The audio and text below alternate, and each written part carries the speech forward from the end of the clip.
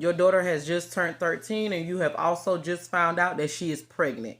She refuses to tell you who the father is and you're into the church. So you run her down to the church and you let her have a confession with the priest. If I go missing, look for the red minivan. Please, please, I don't have any time for any gossip now. Eh? Yes. Look at you. Do something with it. It's just money coming to me easily. Money coming in and needing me. Money coming in repeatedly. Money coming, it's just money coming. It's just money coming to me frequently. Money coming in to be with me. Money coming in secretly. Money coming, it's just money coming. It's just money coming to me always. Money coming in all day. Money coming in all paid. Money coming, it's just money coming. It's just money coming to me frequently. Money coming in to be with me. Hey y'all, welcome back to All Things Jenny. I'm Jenny, brought to you in my car. So let's get into this damn story. So this lady basically found out her 13 or 12-year-old daughter is pregnant. First of all, ma'am, at 13, what do you mean your daughter is pregnant at 13? But then again, look, things happen. You leave your kids at home, you go to work, or you are not there to watch over your kids. Things like this happen. And I know a bunch of 13-year-old stories that I've heard get pregnant at 13, because kids are just kids, okay? And they do stuff because people don't talk about the birds and the bees with their children at an early age anymore, you know? So kids don't understand. Like with me, I had to learn this on my own. Like my parents didn't sit me down and have this conversation. I just kind of learned from watching other people getting pregnant so young, and or just from learning from other people. It's just crazy. But let's get into the story. I don't want to take any more of your time. Let's get into this crazy story. Your daughter has just turned 13 and you have also just found out that she is pregnant. She refuses to tell you who the father is and you're into the church. So you run her down to the church and you let her have a confession with the priest. The priest lets you know, even if she tells me, I can't disclose to you unless that's something she wants to do. You said, I'm going to let the Lord handle it. Take her back there and get her confession. He takes your daughter to the back. He gets her confession. And what the priest hears is disturbing.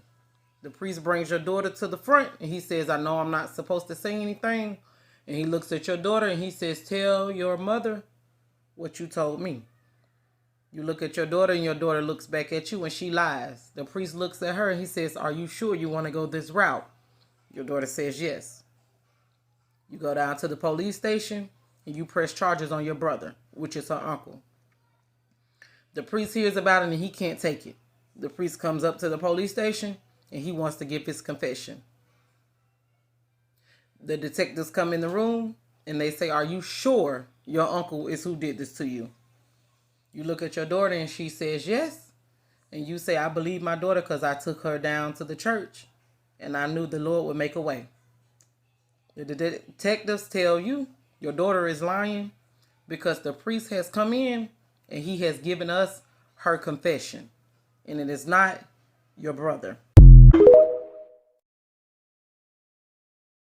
As the priest is leaving out of one interrogation room, the mother and the daughter are leaving out another.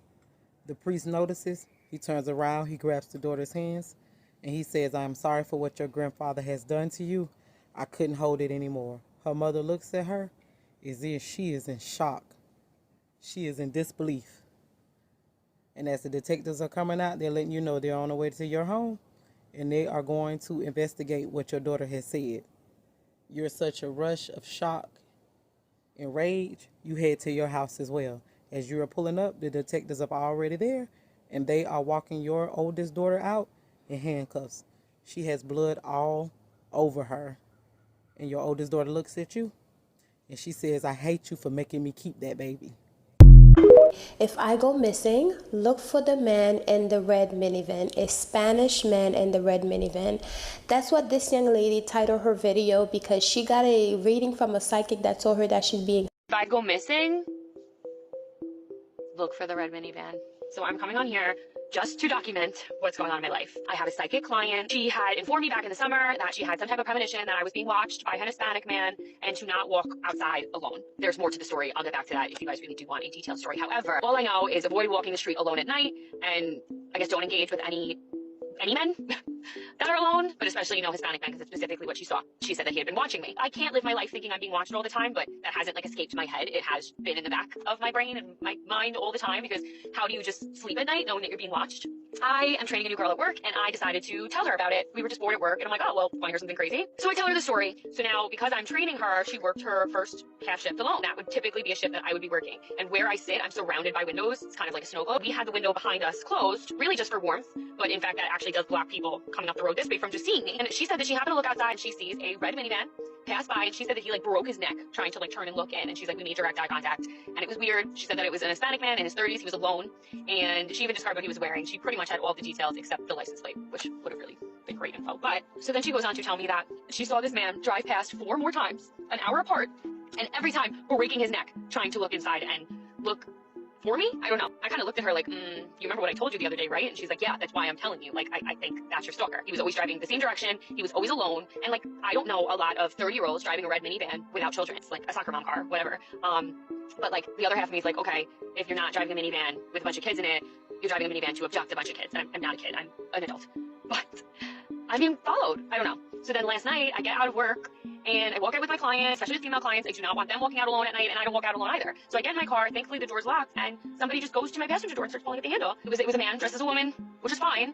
But, like, this is a man trying to get into my vehicle, and I'm just like, no. It was the only word that came to mind was no. And they're, like, waving, and they're like, hey, hey. And I'm like, no, no. I wouldn't even roll down the window. I didn't unlock it, obviously. I just kept on going, no, no, sorry, no. Finally, after, like, a minute of this back and forth, she walked away and, like, turns the corner, and I never saw her again. But, like, I'm not your friend. You're looking me directly in the face and you recognize it. I'm not your friend. And if it's an Uber, like, you should have the Apple VIN. It should say, like, a license plate or a type of vehicle. It's really weird. Within days of this man stalking me at work, now I have a man dressed as a woman trying to enter my vehicle at 7 o'clock at night when I'm alone. It wasn't just like, oh, sorry, wrong car. It was like pulling on the door handle, waving and smiling at me for a solid minute. I don't know who you are. Please leave. Please leave.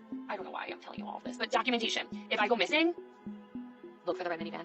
I've been dodging responding to you guys for a couple days. The update is that there is no update. I am perfectly fine. I do want to clarify a few things, but I do need to stress everything I have learned is against my will. I did not go looking for this information. This psychic is a client of mine. She's actually paying me for a service, and while receiving that service is when she informed me of the stalker and a bunch of other creepy things. I am a Christian.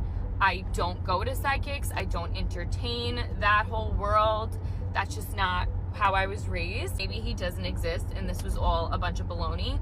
That would be preferable. I'd be so okay with it all being a bunch of baloney, made up, not true. That would be lovely. Until that's the case, I am just going to be mindful of my surroundings, try not to manifest it. I'm just careful, but I'm as careful as any female alone should be. It doesn't matter what your age is. We live in a scary world, and I think you all know that. I'll just update you guys if, God forbid, something happens. So yeah, that's all.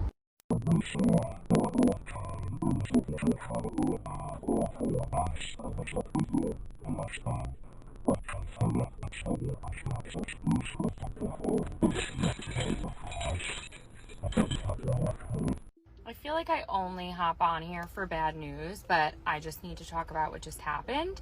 I was letting my client in for her service and locking the door behind us. And as I'm locking the door, this Hispanic man in his 30s, he pretty much matched the description that I had gotten from my coworker. He is across the street watching me lock the door and smiling. And it wasn't like a friendly smile to a stranger. It was like, I'm gonna get you smile. It was like an evil freaking horror movie smile. That wasn't fun. And I was so freaked out. I actually told my client about it, and I walked her to her car. I would not let her walk out alone. And obviously I made sure that the coast was clear when I left. But like, it's 3 p.m. I shouldn't be scared at 3 p.m. 3 p.m. on a Monday, and I have creepy men smiling at me. As a female, not that shocking. I get it. But as a female who was told to watch out for that, a little uneasy. All right, that's all. Now, while I was sitting here listening to the story and just thinking to myself, I'm like, your psychic better be right too, because for her to make this allegation saying that it's a Spanish man in a red minivan, ma'am, is she right? Does she know for sure that it's a Spanish man?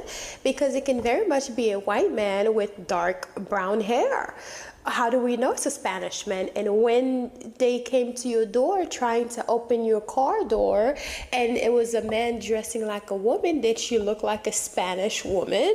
I mean, yeah, maybe she could wear whatever kind of wig, but was it giving Spanish? Because don't get me wrong, yes, if you are in danger, I say you look for the proper help by calling the police. They're probably not going to do anything because you don't have any evidence, and also this person has not done anything to you, because that's what they do, is they wait until something actually happened for them to do something. But anyways, I think going to the police and getting a restraining order would be the best case scenario here. But how can you do that when you don't even know the person or can't even give the document to them, like the restraining order to them? But for her to say that it's a Spanish man in a red van, she seems very matter of fact.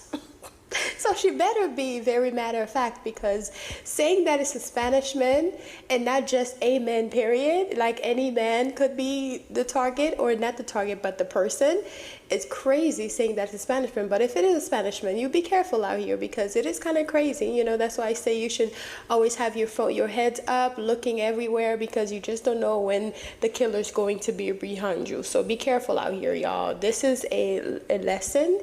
And not just for her, but for everyone. Because while you're out here, you should be walking outside as if someone is stalking you, you know, so you could be prepared. Excuse me. Ooh. Excuse me. Ooh. Anyways, but yeah, be careful out here, ma'am. Hopefully it's not no Spanish man. Hopefully there's no man at all that's chasing you. But if there is a man that's chasing you, I hope you are safe wherever you are.